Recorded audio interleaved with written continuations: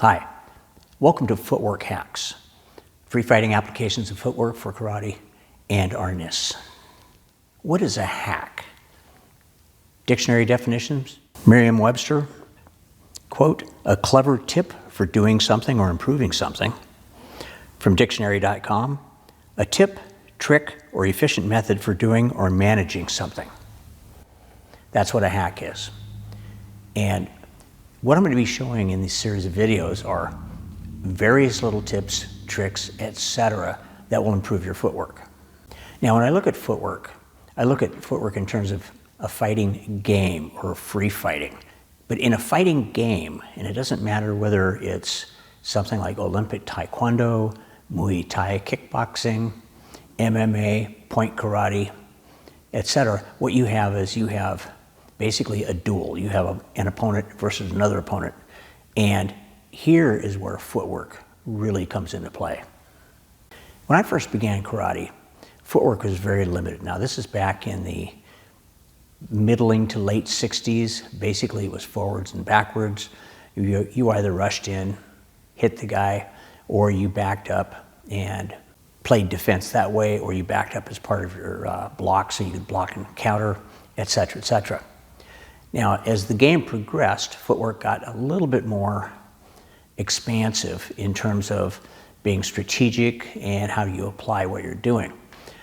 Joe Louis was very, very big on explosive footwork. This was going from point A to point B very, very fast. And I remember the magazines talked a lot about how quickly he moved for such a big guy. Now, big guy these days is pretty relative because I think he was fighting about 185, but if you look at any of the old films of Joe Louis, one of the things that he was very, very good at was he was good at moving suddenly. So it wasn't so much his miles per hour speed as it was how quickly he took off.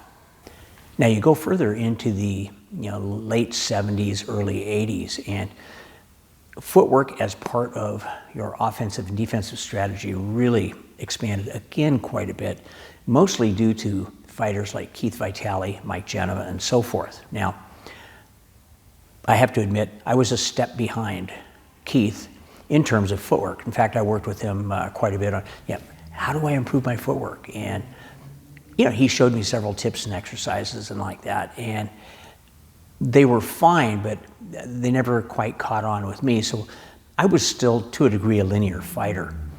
You see me using curving, stepping, motion, etc. as part of my setup or my defense.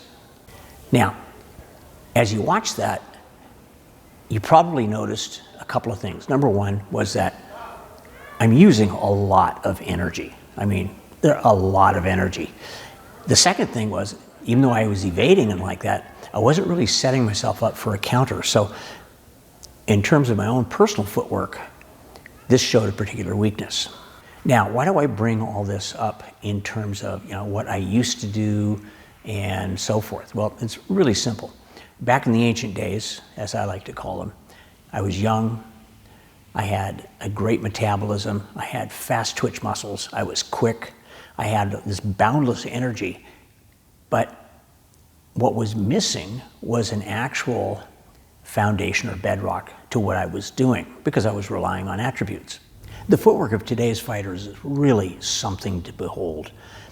Angles, motion, very, very quick stepping.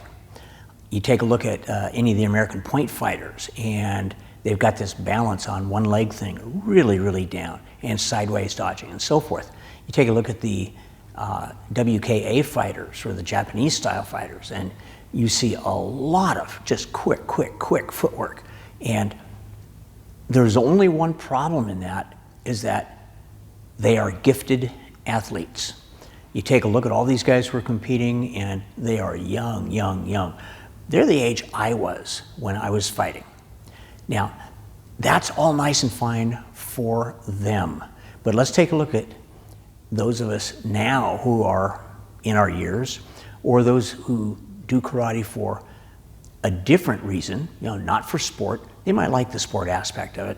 They might like the sparring aspect of it. But the thing is it is not a competitive venture. It's not something where you have to get in tremendous shape to be able to do.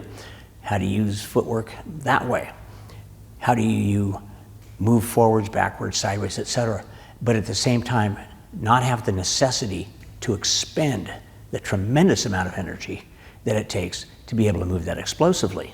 Well, fast forward 40 years, and now what I've got is, I'm this older guy, I've got all the experience in the world, but do I have that boundless energy? No. And when I take a look at that, I look at, okay, what kind of footwork is something that's going to be able to be applicable to anybody, not just the athlete, but to anybody. And that was the start of my development of this particular type of footwork. This is footwork for the common man and woman, not the athlete, not the youngster. This is footwork for everybody. This footwork is not only relegated to karate. I use it for Arnis. And you might be looking at, well, wait a minute, stick fighting, empty hand fighting, aren't those two different animals? Actually, no. In my viewpoint, all fighting is the same. Only the tools and the rules of engagement differ. Let's take a look at it this way. What is the goal of fighting? The goal of fighting is to win. So when you go and you watch any videos, you'll notice that, let's say, two Olympic-style Taekwondo players, what are they trying to do? They're trying to win. Two MMA fighters, what are they trying to do? They're trying to win. Karate fighters, Muay Thai fighters, BJJ fighters, fencers, what are they all trying to do? They're all trying to win. So the only thing that really differs are the rules of engagement and the tools that they employ. This is where I believe both karate footwork and Arnis footwork, as far as free fighting goes, are actually one and the same. In fact, to quote my teacher Remy Presses, it is all the same. Free fighting is free fighting, going from point A to point B, or moving around, etc. They are each the same. So these days, when I look at footwork, footwork has two goals: optimizing your alignment with your partner and optimizing your positioning with your partner. If you can handle and be superior at alignment and positioning, you'll be very, very far ahead of the game. So, all that being said, what I'm going to do is I'm going to present a short series of videos, each one separate in and of itself, to give you the ingredients to bake your own cake. The whole idea here is that all of the videos will apply to you, or perhaps only one or two of the videos will apply to you. It doesn't matter.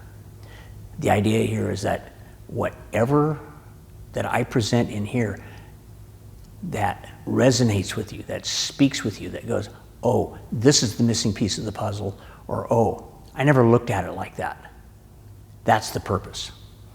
I'll demonstrate the various types of footwork, and I'll do it solo, I'll do it with a partner, and where the meat and potatoes of this particular video comes in has to do with the footwork setup, not necessarily the crossing the line from point A to point B, but how am I going to set myself up so that I don't give any tells, I don't let the opponent know via this telegraph or that telegraph. And the fascinating thing is, you can even gauge as to whether you're going to do offense or defense, depending on what you're employing at the time. Oh, by the way, this is real simple Simon stuff. This is stuff that I teach my 5-year-olds in my karate class, and they work it beautifully. So, that being said, let's roll.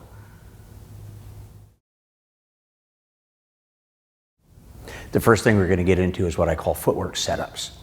And these are designed for optimizing your alignment, your positioning and distancing, while overcoming inertia, resulting in the elimination of telegraphing your intent. It's quite a mouthful, isn't it? Well, let's break it apart. Optimizing your alignment. Okay, this is how you're positioned with the other person. How are you set up? Optimizing your positioning. Okay, this happens to deal with whatever type of guard that you're using, what we generally call a fighting stance. Distancing, how actually close you are or how far you are away from your partner. And when we talk about while overcoming inertia, okay, this is going from a dead stop to a movement, or the reverse, movement to a dead stop. That's called inertia. And resulting in the elimination of telegraphing your intent. How do you overcome inertia so that you do not show your partner that you're going to be doing offensive, defensive actions? This is all what footwork setups have to do.